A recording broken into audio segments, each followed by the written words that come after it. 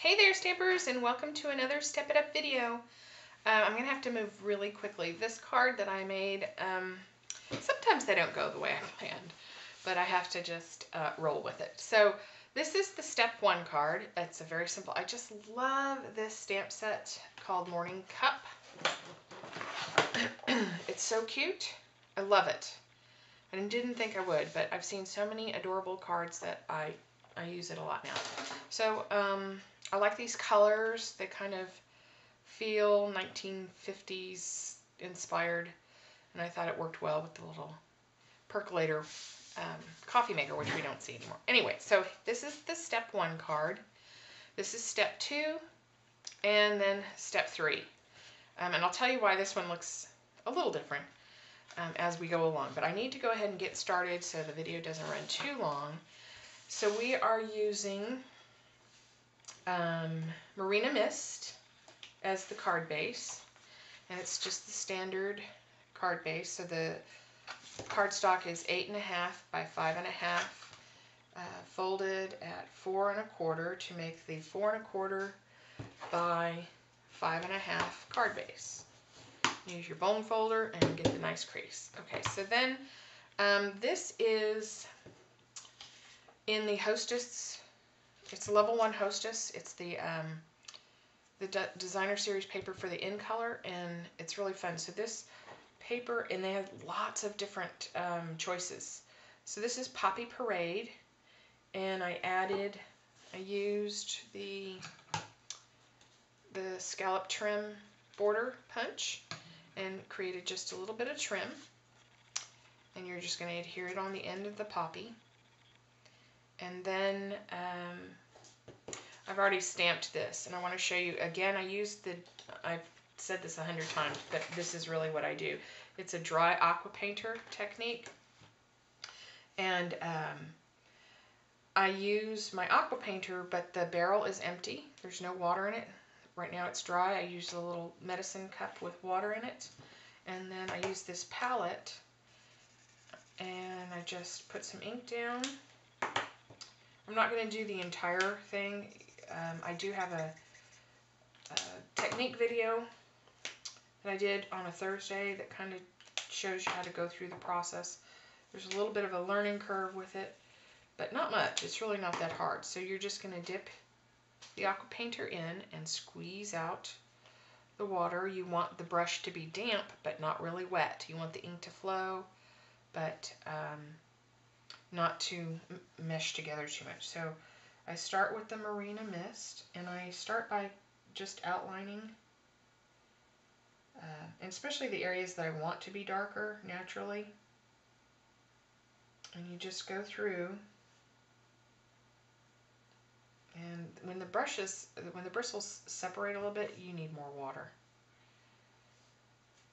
Like I said, it should blend, but you can see, I don't know if you can pick up there that it sort of just started separating. And I just go back through and lay down the ink. And then I do it on the other side. And this is always, I always start in the areas that I want to be darkest, because I'm going to go back over it when I add the ink in the middle. And then the ink in the middle will be lighter, and kind of help give that appearance of dimension and roundness. My brush is a little dry.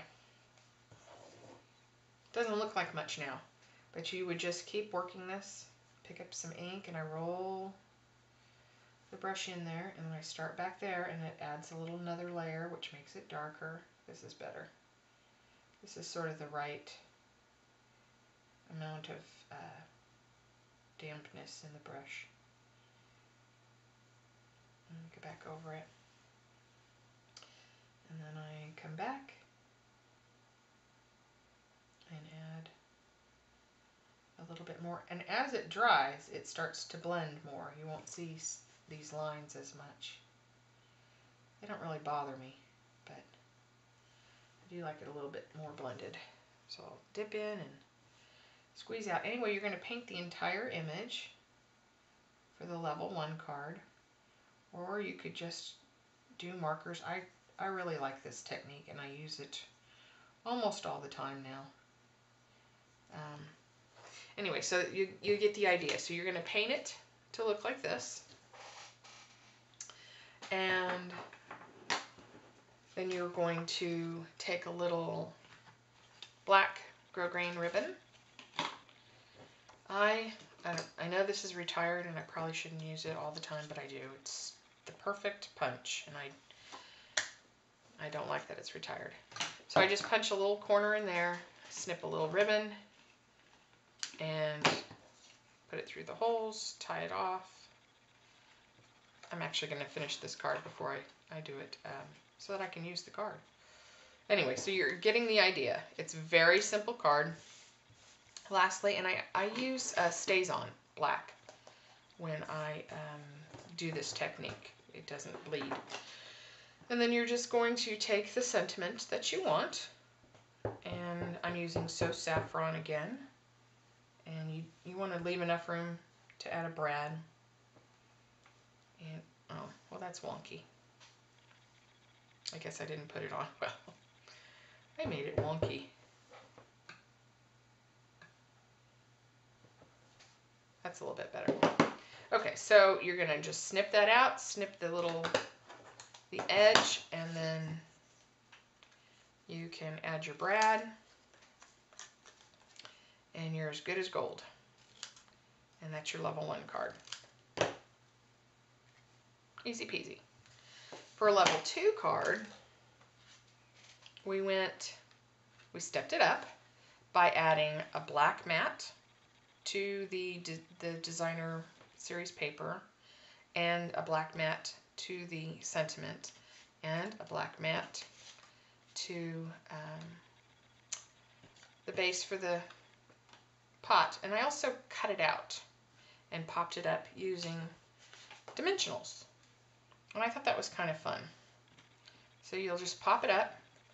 You're going to stamp your little steam rising from the cup before, and then you'll add a dimensional to the back, and pretty simple, but it's cute, isn't it? I love the popped up. I love it. Looks so cute. I don't know if you can see. And oh, instead of the black ribbon, I went with the Marina Mist grosgrain ribbon. For the level 3 card, where are you? I was having trouble with the level 3 card. So I went a whole different direction. I should have, and I probably would, orient it differently now if I were doing it. But sometimes I start with the level 3 card and work backwards. Sometimes I start with the level 2 card and go each direction. For this card, I started with the level 2 card and worked backwards and then worked forwards. So when I went to the step 3, I'm rambling, I realize that. I knew I wanted to use some dots, and I tried polka dot black from the designer series paper stack. I tried a lot of things. It wasn't striking me. So then I thought, well, just go to a black card base. So again, this is 8.5 by 5.5 folded at 4 1/4 to make the standard card base. And then I took a piece of 5 1/4 by 4 Marina Mist, and I ran it through the Perfect Polka Dots embossing folder. And I started liking that a lot better. I used the Poppy designer series paper, but much larger, to kind of fit the orientation of the card. I still used the So Saffron with the scallop trim border, and the same matted piece from step 2, except now this ribbon is retired, but you could use the black satin, the whiter. I like the whiter ribbon. Sometimes it makes a bigger statement. I still used my little punch, and I threaded it through, and then I made a cute little bow. I popped up the painted and cut out image, and the only other thing I did differently, I still used the same piece, and I didn't even mat this one on the step 3. But the last little final touch was using the jewel rhinestones And I just snipped a little one off and put it where the percolator. I don't know if you can see it, but it looks so cute. I love the way this card turned out. It is a process, and sometimes I like what I do, and sometimes I don't, and sometimes I like one or two and not the others. But I hope it's helpful in showing you how to take it to the next step, or to really appreciate and like a simple card. I love this card just the way it is. So this is step 1, step 2, and step 3. Oops. Step 3. I hope this was helpful and you have fun creating your own cards. Thanks for stopping by. Bye.